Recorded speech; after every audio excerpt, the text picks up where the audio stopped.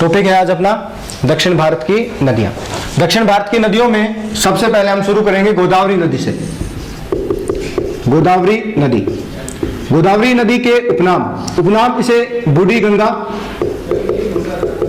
वृद्ध गंगा और दक्षिण की गंगा के नाम से जाना जाता है। तो ये तीन इसके आपको उपनाम याद रखने, बूढ़ी गंगा, वृद्ध गंगा और दक्षिण की गंगा। ठीक है, एक याद रखना कि दक्षिण भारत की गंगा किसे कहते हैं, तो वो होती है कावेरी, जबकि दक्षिण की गंगा कहते हैं गोदावरी को। अगली बात, गोदावरी नदी जो है, अगर हम बात करें भारत की सबसे लंबी नदियों में, तो गोदावरी जो है वो दूसरे नंबर पे आती है। यानी पहली जो सबसे लंबी नदी है वो गंगा और दूसरी सबसे लंबी नदी जो है वो होती है गोदावरी। लेकिन अगर बात करें दक्षिण भारत की, तो वहां पर सबसे लंबी नदी है कौन, गोदावरी। या हम बात करें प्रायद्वीपीय भारत की, तो वहां की सबसे लंबी नदी है गोदावरी। चलो अगली बात, गोदावरी नदी के उद्गम को शुरू करते हैं कि गोदावरी नदी का उद्गम कहां से होता है। तो ये अपना दक्षिण भारत है और इस दक्षिण भारत में यहाँ महाराष्ट्र राज्य में एक स्थान होता है त्रयंबकेश्वर।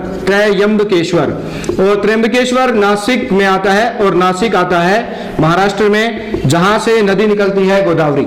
और यहां से निकलकर ये गोदावरी नदी पहुंच जाती है आंध्र प्रदेश में, और आंध्र प्रदेश में इस नदी का जो अंतिम स्थान होता है वो होता है मछलीपट्टनम। चलो मछलीपट्टनम आता है आंध्र प्रदेश। और यहां के बाद ये जो गोदावरी नदी है वो चली जाती है बे ऑफ बंगाल यानी बंगाल की खाड़ी में। अगली बात, इस नदी का प्रवाह पूछ लिया जाता है। प्रवाह का मतलब होता है कि ये कौन कौन से राज्यों में बहती है। तो सबसे पहली बात, ये निकलती है महाराष्ट्र से, तो पहला राज्य हो गया महाराष्ट्र, दूसरा राज्य इसका आता है तेलंगाना और तीसरा इसका राज्य होता है आंध्र प्रदेश। इस प्रकार गोदावरी जो है वो टोटल भारत के कितने राज्यों में बहती है, 3, महाराष्ट्र, तेलंगाना और आंध्र प्रदेश। अगली बात, इस नदी की जो टोटल लंबाई है वो होती है 1465 किलोमीटर। कितने किलोमीटर है, 1465। किसकी लंबाई होती है, गोदावरी की। चलो अगली बात करते हैं, गोदावरी नदी पर एक प्रसिद्ध बांध बना हुआ है, कहां पर, आंध्र प्रदेश में।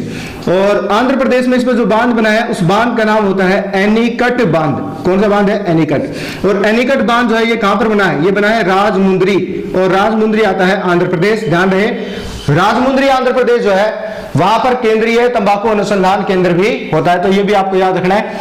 अगली बात, इस गोदावरी की जो सहायक नदियां हैं वो कौन कौन सी होती है, तो गोदावरी देखो सहायक नदियां पूर्णा, इंद्रावती, वेनगंगा, पेनगंगा, पर्रा, मंजरा, मनियार, प्राणहिता व सबरी। ये सभी सहायक नदियां हैं किसकी, गोदावरी की। कौन कौन सी है, पूर्णा इसकी सहायक नदी होती है, इंद्रावती होती है, वेनगंगा होती है, पेनगंगा होती है, पर्रा, मंजरा, मनियार, प्राणहिता और सबरी। ये सभी सहायक नदियां हैं कौन सी नदी की, गोदावरी। यहाँ एक इंपॉर्टेंट बात ऊपर आपको याद रखनी है कि जो इंद्रावती नदी है, इंद्रावती नदी, इस इंद्रावती नदी के ऊपर छत्तीसगढ़ राज्य में एक जलप्रपात बना हुआ है और उस जलप्रपात का नाम है चित्रकूट। याद रहे, चित्रकूट जलप्रपात का नाम है। और इस चित्रकूट जलप्रपात को कहते हैं भारत का नियाग्रा। नियाग्रा एक वाटरफॉल है प्रसिद्ध जो उत्तर अमेरिका महाद्वीप में है। उत्तर अमेरिका महाद्वीप की 2 झीलें हैं विशेष, इरी और ओंटारियो, उन दोनों झीलों के बीच में ये नियाग्रा जलप्रपात होता है उत्तर अमेरिका में। और उसकी तुलना भारत में कौन से जलप्रपात से की गई है, तो वो है चित्रकूट। और चित्रकूट जलप्रपात कौन सी नदी पर बना है, तो इंद्रावती। और इंद्रावती किसकी सहायक नदी है, तो किसकी सहायक नदी है, गोदावरी की। और कौन से राज्य में ये जलप्रपात है, तो वो राज्य होता है छत्तीसगढ़। तो ये अपनी बात हुई गोदावरी नदी के बारे में। इसके बाद हम दूसरी नदी लेते हैं दक्षिण भारत की ही, और वो नदी अपनी रहेगी महानदी। तो चलो अगली नदी हम शुरू करते हैं महानदी के बारे में।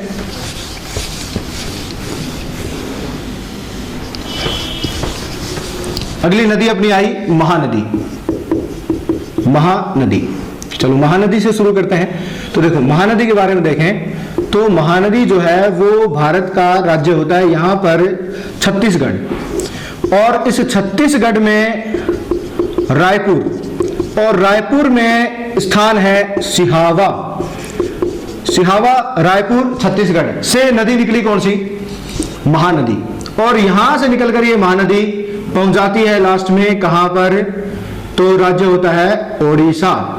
और ओडिशा राज्य में जो इस नदी का अंतिम स्थान होता है उस स्थान का नाम होता है कटक। यानी कटक किस नदी के किनारे पर है, तो हम आंसर देंगे महानदी के किनारे पर। ऐसा ही ओडिशा का एक राज्य और स्थान होता है जिसका नाम होता है संबलपुर। तो ये संबलपुर भी ओडिशा में है, कौन सी नदी के किनारे पर, महानदी के किनारे पर। यानी ओडिशा में दो स्थान है जो महानदी के किनारे पर है, एक कटक और एक होता है संबलपुर। कटक ओडिशा के बाद ये नदी चली जाती है बे ऑफ बंगाल यानी बंगाल की खाड़ी में।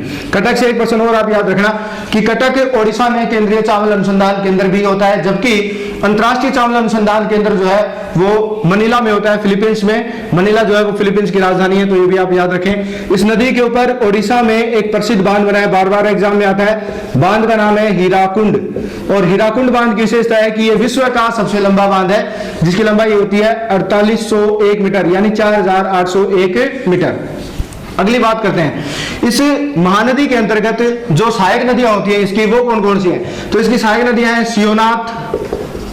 सियोनाथ, टैलिन, एलवी, हंसदेव, ब्राह्मणी, और एक इसकी सहायक नदी होती है शंख। ठीक है, तो ये सभी नदियां जो है वो सहायक नदियां होती हैं किसकी, महानदी की। तो ये अपनी कौन सी नदी हुई, महानदी। इतना आपको महानदी के बारे में याद रखना है। हीराकुंड बांध इंपॉर्टेंट है, याद रखें। चलो अगली नदी लेते हैं हम, कृष्णा। जो अगली अपनी प्रायद्वीपीय भारत की नदी है वो नदी होती है कृष्णा नदी। शुरू करते हैं कृष्णा नदी के बारे में। तो कृष्णा नदी का पहला प्रश्न है कि भारत की एकमात्र नदी जिसमें हीरे पाए जाते हैं। ठीक है, तो वो कौन सी नदी होती है, कृष्णा। चलो कृष्णा नदी का उद्गम देखते हैं। तो उद्गम इस नदी का होता है महाराष्ट्र में स्थान है महाबलेश्वर। कौन सा स्थान है, महाबलेश्वर। महाबलेश्वर किस में आता है, महाराष्ट्र में महाबलेश्वर से उद्गम होता है कौन सी नदी का, कृष्णा। यहां से निकलकर कृष्णा नदी पहुंचती है पहले कर्नाटक में और फिर आंध्र प्रदेश में। मतलब ये नदी कितने राज्यों में बहती है, 3 राज्यों में बहती है। ठीक है, तो आगे चलते हैं इस नदी के बारे में। तो 3 राज्य इसके, पहले इसका प्रवाह देख लेते हैं कौन कौन से राज्य में है। पहले राज्य आ गया महाराष्ट्र, दूसरा राज्य इसका है कर्नाटक, और तीसरा इसका राज्य है आंध्र प्रदेश। ठीक है, 3 राज्यों में रहती है, और इसकी जो लेंथ है, लंबाई, वो होती है 1300 किलोमीटर। और ये जो कृष्णा नदी है इसका जो अंतिम स्थान होता है आंध्र प्रदेश में, उस स्थान का नाम है विजयवाड़ा। और विजयवाड़ा होता है आंध्र प्रदेश। प्रश्न ये भी आता है कि विजयवाड़ा किस नदी के किनारे पर स्थित है, तो कृष्णा नदी के ऊपर होता है आंध्र प्रदेश में। विजयवाड़ा आंध्र प्रदेश के बाद ये नदी चली जाती है बे ऑफ बंगाल की खाड़ी। चलो अगली बात करते हैं। इस कृष्णा नदी के ऊपर भी एक प्रसिद्ध बांध बना हुआ है, और उस बांध का नाम है नागार्जुन सागर। ठीक है, तो प्रश्न आए कि नागार्जुन सागर बांध किस नदी पर बना हुआ है, तो कृष्णा नदी के ऊपर आंध्र प्रदेश में। नागार्जुन सागर के नाम से आप याद रखो कि नागार्जुन सागर एक बाघ परियोजना भी है, भारत की टाइगर प्रोजेक्ट है, जो भारत का सबसे बड़ा बाघ परियोजना या सबसे बड़ी बाघ आरक्षित क्षेत्र होता है। जबकि भारत में सबसे छोटी जो बाघ परियोजना है, टाइगर प्रोजेक्ट है, वो होता है पेंच कहां पर आता है, महाराष्ट्र में आता है। तो ये बात आप इसके बारे में याद रखना।